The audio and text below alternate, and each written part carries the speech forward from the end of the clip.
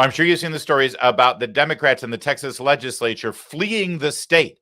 They're terrified of Republicans because, well, the Republicans are trying to put through a new congressional redistricting map that, yes, removes some of the houses currently held by Democrats, House seats, and making them up for grabs. They think it's going to automatically go to Republicans, which, of course, well, probably if Texans had a choice, they would vote for more Republicans if the districts weren't already screwed up to accommodate Democrats. Well, they go to Illinois, and their governor, Jabba the Hutt Pritzker in Illinois, decided to give them safe haven, sanctuary.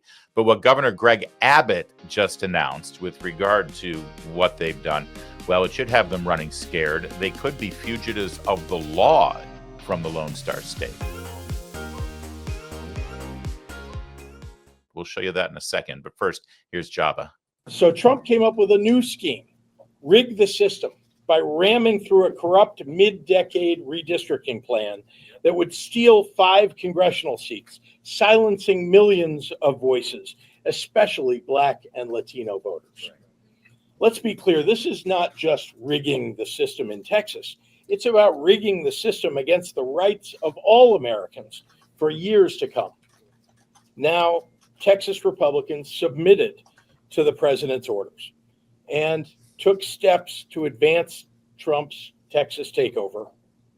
And while Texas Democrats have been trying to work across the aisle to deliver disaster relief after the devastating floods in central Texas, tragedy as political cover to cheat. That brings us to today. Texas Democrats were left no choice but to leave their home state, block a vote from taking place, and protect their constituents. This is a righteous act of courage, and we can all take a page from these leaders' playbook. When you show people that you have the will to fight, well, they can muster the will to fight too. Right. Courage is contagious. Yeah, it's only when you're a Democrat is literally running away and hiding a sign of courage and righteous behavior. But let's break this down real fast. The lies that you were just told. First of all, understand something. Here's Jabba the Hutt Pritzker, who is running for president in 2028, deciding to make this all about Donald Trump. He, of course, is using this for his own political gain. That's one of the reasons why they went to Illinois. Why did they go to Illinois? They could have gone to a border Democrat state in New Mexico, right? They could have gone to any other blue state, Colorado, perhaps. Why Illinois? Well, that might be part of the smoking gun with regard to the potential criminal behavior that Governor Abbott mentioned. We'll show you that in a second. But here's this statement again. I want to break it down for you. So Trump came up with a new scheme, rig the system, by ramming through a corrupt mid-decade redistricting plan that would steal 5 congressional seats. Listen to the language. Corrupt scheme to steal congressional seats. See, they think that those seats are theirs. They think they own them. These are ours. They belong to us. No, they belong to the people of Texas. And the people of Texas, through their representatives, are allowed to redistrict however they can within the confines of the law. Just so you know, gerrymandering has been allowed and legal for about 150 plus years. It first began, believe it or not, with Democrats in Massachusetts, if I remember right, when the party dominant there decided to create some funky maps so that they could get more representation in the House of Representatives. Supreme Court allowed it. The only thing is that you're not allowed to do this along racial lines. Now, by the way, each state has their own rules about how to redistrict. Some states have to submit the plan to a court to conclude if it was legally done or proper or not. Other states, it's just a free-for-all, and you can do whatever you want.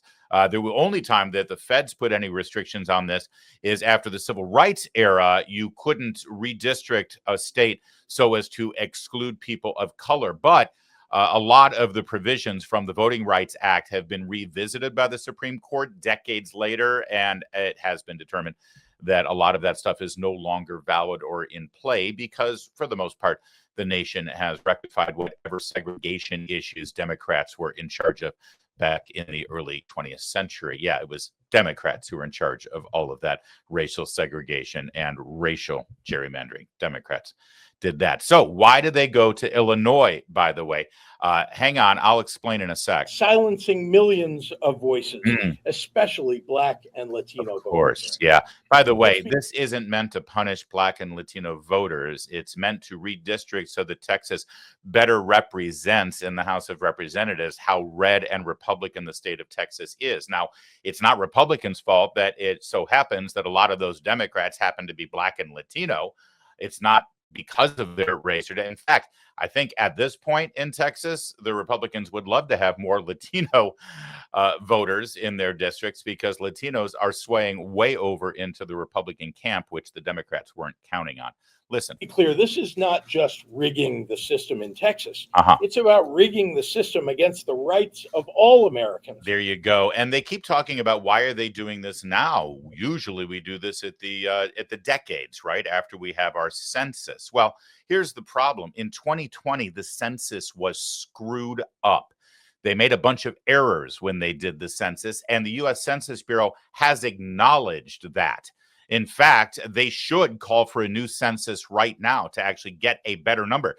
The Census Bureau screwed up, and it harmed mostly red states and benefited Democrat states. There's a shock. So Texas has decided, screw that. We don't have to redistrict at the decades, at the zeros. We can redistrict whenever we want, and we're going to redistrict right now to make up for the mistakes that were made in 2020. All right. So, as you've heard, this is a sign of courage. This is bold. Running away, fleeing your responsibility, fleeing your duty as an elected officer in Texas, and hiding 1,000 miles north in Illinois is a patriotic and courageous act, so says J.B. Pritzker. All right, so let's hear the stoic and courageous words of one of these Texas Democrats. We're not here to play political games. We're here to demand an end to this corrupt process. Yeah, absolutely. We ask them to stop hiding things from the public. We ask them to stop doing things behind closed doors. We ask them to stop attacking Texas communities. They refused because their loyalty and fealty to Donald Trump overrides all other interests. Yep, that's some courage right there. You can tell how courageous this man is. He's as courageous as Eric Swalwell. You heard him say that he's making demands. They demand this and they demand that. And by the way, after the press conference, the Texas delegation posed for a picture for the media so that they can all see how serious they were about this issue. Make no mistake, in 2020, the Census Bureau's demographic analysis revealed significant errors in how the census was carried out, and they know it. 14 states were affected by this, all right? And you can obviously always fact check me on this, but I'm reading directly from the reports from the Census Bureau.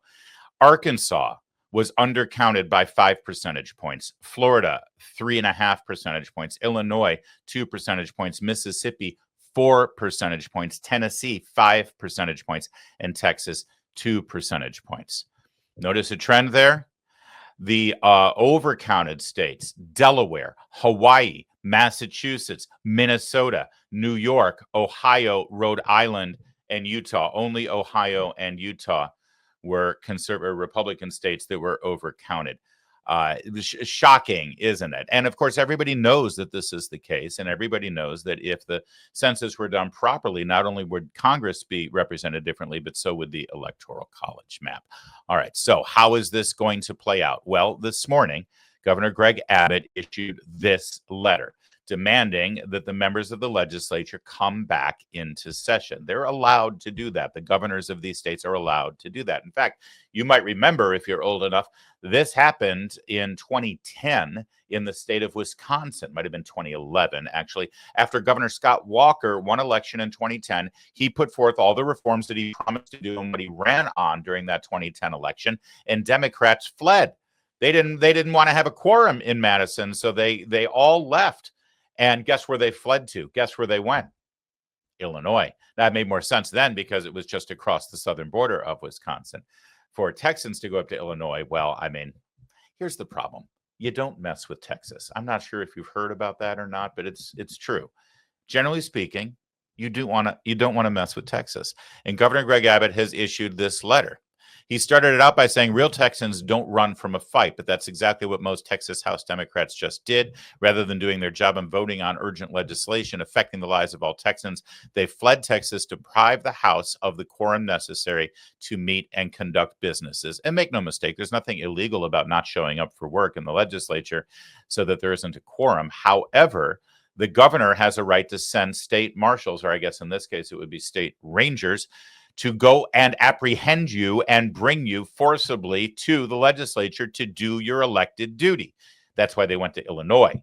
Abbott appeared this morning on Fox News to elaborate what this next move is. You said in your statement that you put out today to all of them, in a letter to them, you said, in addition to abandoning their offices, these legislators may also have committed felonies. What is the felony? What are the penalties for this?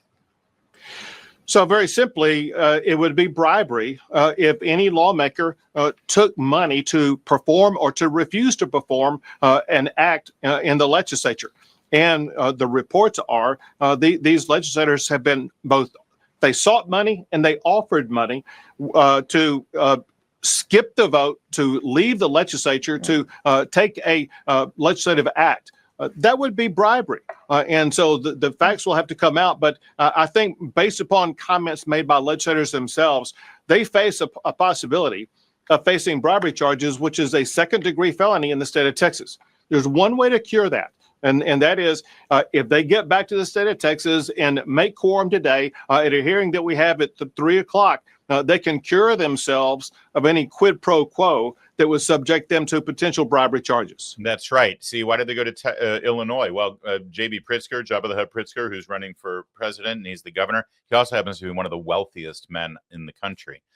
Is it possible that Pritzker, through one of his political entities, actually helped pay for their accommodations, helped pay for their travel, maybe even gave them a stipend to entice them to go to Illinois? Why Illinois? Also, is there any other political entity giving them money to help pay for their expenses while they're there? The governor suggests that that could, in fact, be an illegal bribe. Worth exploring, isn't it? Certainly something that Democrats would do to Republicans if they did the same thing. One of the members of the House of Representatives who could potentially see his seat in danger is this guy, Greg Abbott. He appeared on MSNBC yesterday. I also want to mention that this idea of fining legislators, and now I'm starting to hear about the idea of the governor or the Speaker of the House trying to expel lawmakers from office, is deeply unconstitutional. And it is part of a worrying trend. The idea that Texas legislators who have a right under the Texas Constitution to break quorum and to have an opinion could be personally fined or removed from office is the kind of authoritarian thing we think about in other nations and is clearly unconstitutional, both under the U.S. law and under Texas's constitution. That's right. It's the kind of thing we see in authoritarian countries, you know, those same countries that we're now opening our borders up to and want to bring as many people from to come to this country and be in this country illegally. You know, the people that Greg Davies cares most about.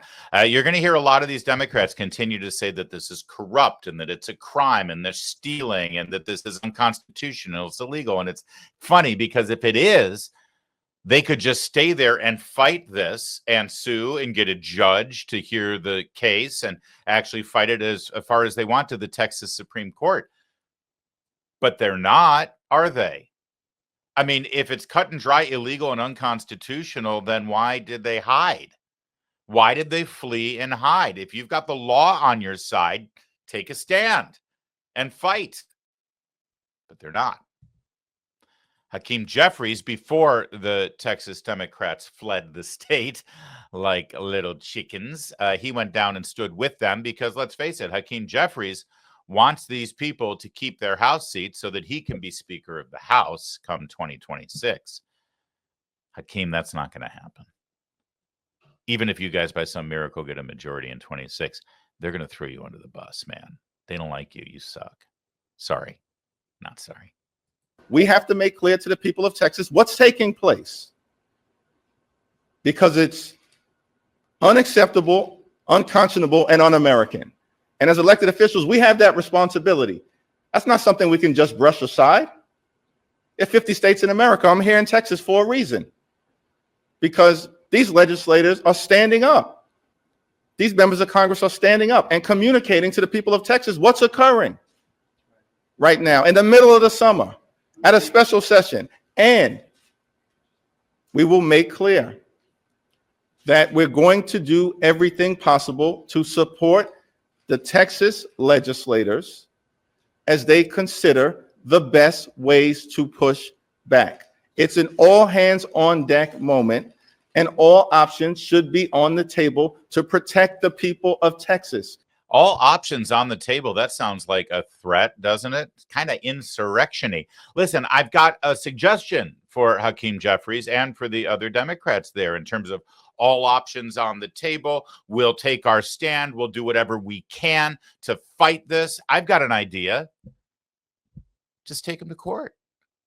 If this is illegal, if this is improper, if this is unconstitutional, just sue. Just take them to court. Why don't they do that? Why don't they take the fight? It's not like Democrats don't constantly use lawfare to try to stop things from happening at the federal and state level. That's their go-to, right?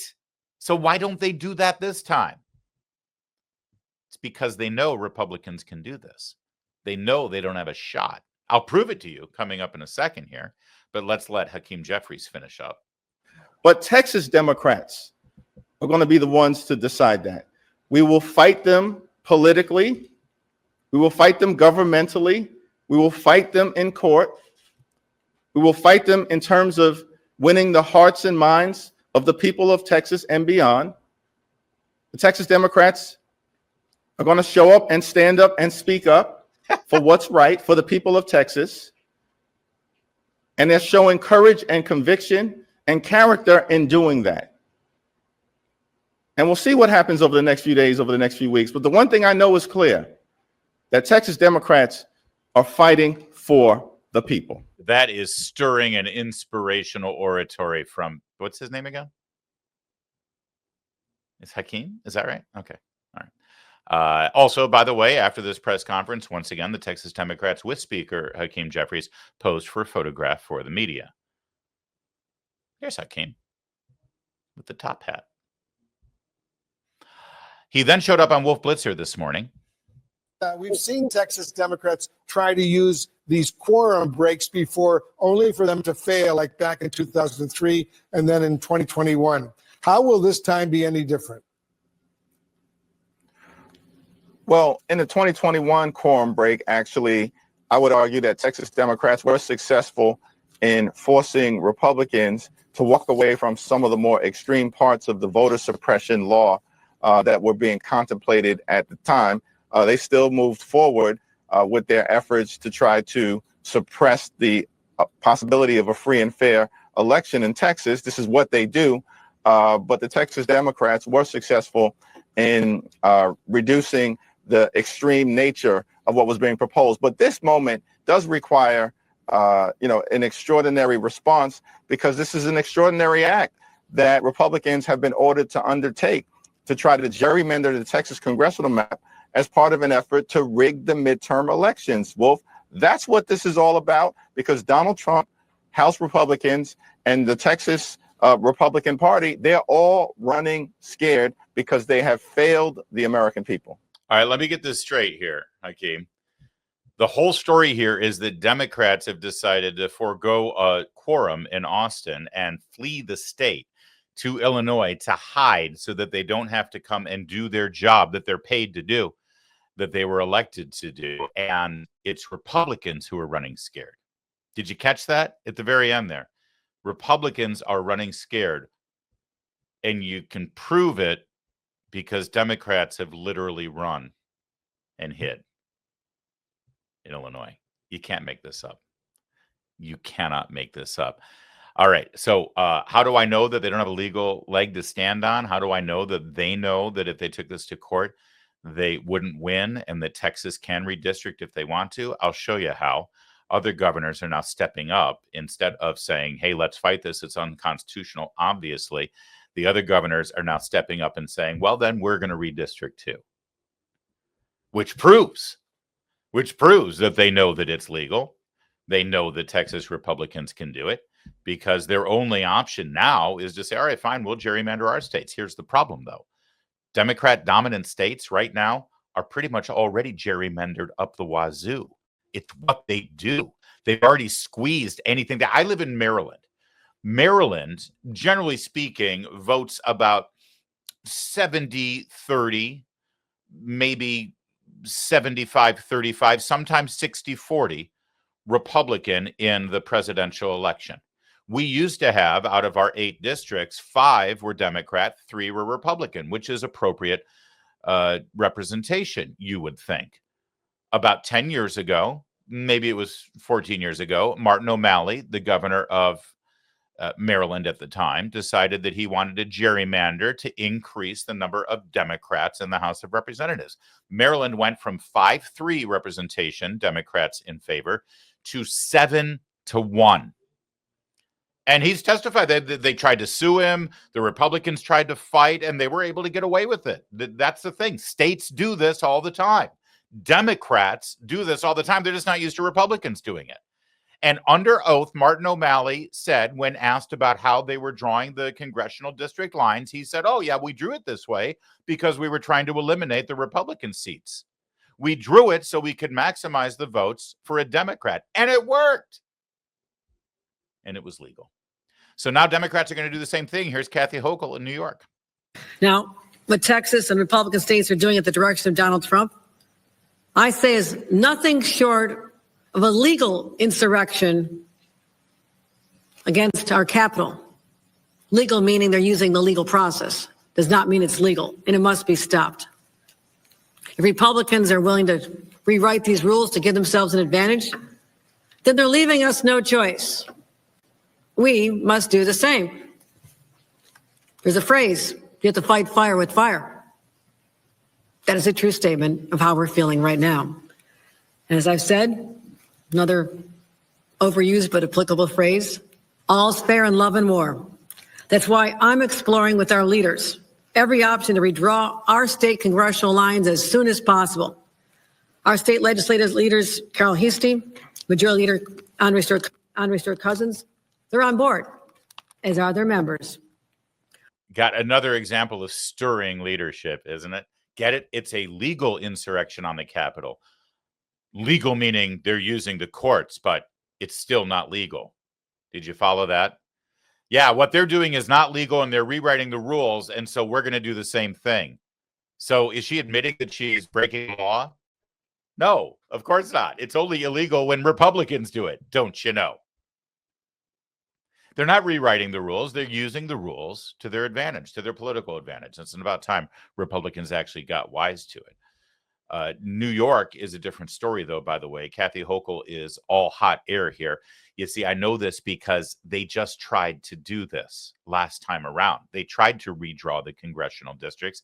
If you remember right, in 2022, Republicans shocked everybody, actually, by getting a majority. And 3 of the major wins that they got was in New York State. And so what did New York Democrats do? Well, they do what New York Democrats always do. That's it. We got to redraw our lines. See, but in New York, they have to have a court approve the redistricting. And the last map that they submitted before the 24 election was rejected. So New York can try this, but they have a different set of rules than the state of Texas does. All right. How critical are things down in Texas? Well, I'm actually a little worried that the Republicans are going to win this fight because it means redrawing district lines, and it means some of the Texas Democrats are going to be gone and not part of the national political conversation. Please, God, Jasmine Crockett must be saved at all costs. We must protect this woman's district. I don't know what we do here on this show without Jasmine Crockett yapping in front of a camera. She's gold, I tell you, gold. And in reflecting on the grave concerns over this move in Texas, she gave us some more gold. There was a benefit to shining a light on what it was that they were trying to do in the dark in Texas. So unfortunately, we've seen our numbers fall now that they have these voter restrictions in place.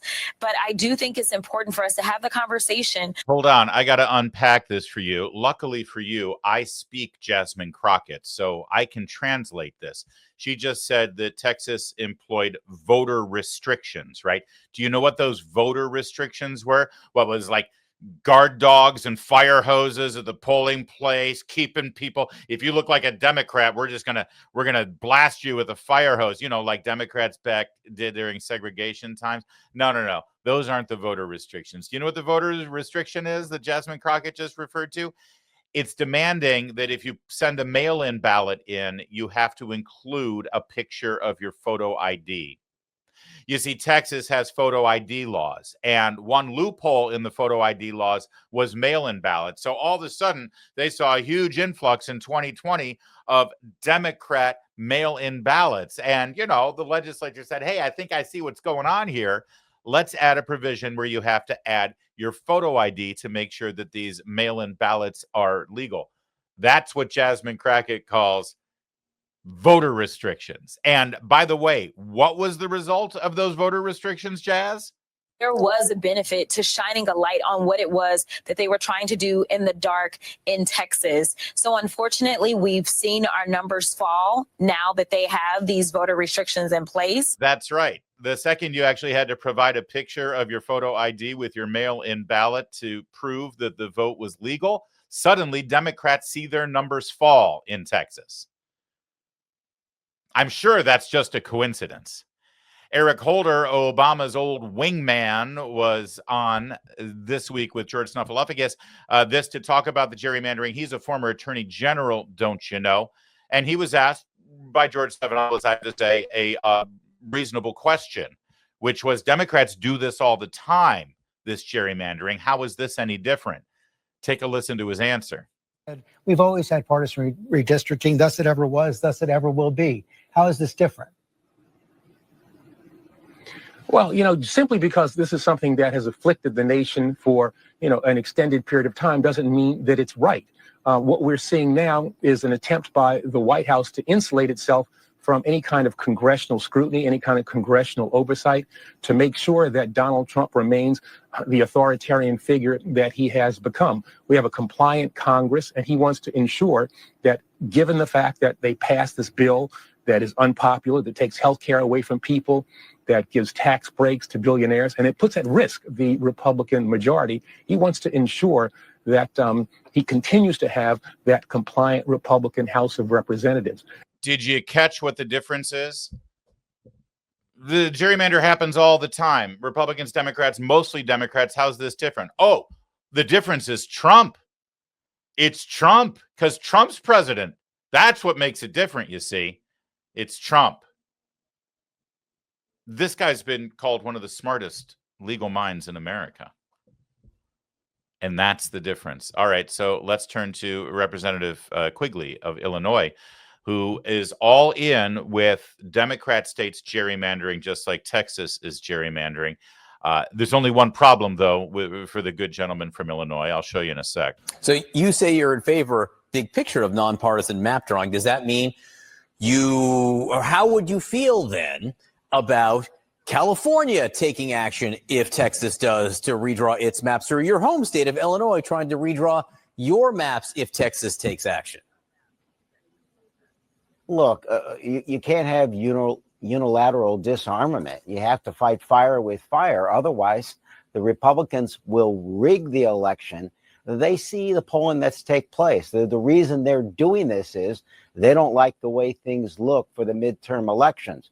So to maintain power, they're trying to draw maps in the middle of the census, which was never anticipated for political reasons. So how do you respond to that? Well, you have to fight fire with fire. There is an alternative, and that should be our first effort. That's what I'm offering my Republican colleagues. Pass this bill. I've served many terms in Congress in the minority, even though far more Americans voted for a Democrat for Congress than Republicans. We see the results here, the mess that we're in. It shouldn't be this on either side. There you go. Fight fire with fire. You hear all this violent rhetoric you're getting from the Democrats. Fight fire with fighter. Fight fire with fighter. Okay, that's fine. That's fine. At least he's not saying it's illegal. It's unconstitutional. He is saying, oh, you can't do this, between the decades, mid-census. You should never do that. But you notice he doesn't say it's illegal because he knows there's nothing wrong with Republicans in Texas doing this. So here's the fine gentleman from Illinois, and he says we should redistrict too. Let's squeeze those Republican seats out. Let's make them Democrat. Well, here's the problem. Illinois, just like any other blue state, has highly concentrated number of Democrat voters in the urban area of Chicago, maybe a little bit in Springfield, the capital, and that's it. The rest is rural and suburban and Republican, like most blue states. So if you look on the left here, you'll see the old congressional map of Illinois. That favored the Democrats, certainly, but you could see Republicans had quite a bit of representation. So if you look on the right, the last time they redistricted, they did exactly this. Look at that little stripe of blue going through Springfield, the capital in the center of the state, that they carved out. Look at this. Look at the shape of this Republican district here that wraps around that district that's blue. That doesn't make any sense. But they wanted to carve out that little district there. Look at how they carved. Look at this pink district right here. Look at the shape of it. And look at how they created that just so they could carve out this little blue squiggly thing over here to represent Democrats. Now, down here, south of Illinois, or southern Illinois, it's solid red. They can carve it up 6 ways to Sunday. It's still going to be red. It's still going to be Republican. But look at what they just did the last time they had the chance in Illinois. They've already gerrymandered it to hell. Congressman Quigley, I'm sorry. Go ahead and try, but you try to carve this map up anymore, it's going to look like a plate of spaghetti. So the problem with this entire story is that Republicans are now finally doing what Democrats have been doing for decades. There's nothing new. There's nothing illegal. There's nothing unconstitutional. The only law that quite possibly was broken was Democrats taking money to flee the state and avoid their constitutional and legal duty to attend the state legislature and to go to another state, Illinois, of all places. That might be the only crime we're looking at here. And, well, maybe they should stay up in Illinois for a while because it ain't looking good for them if they return to Texas.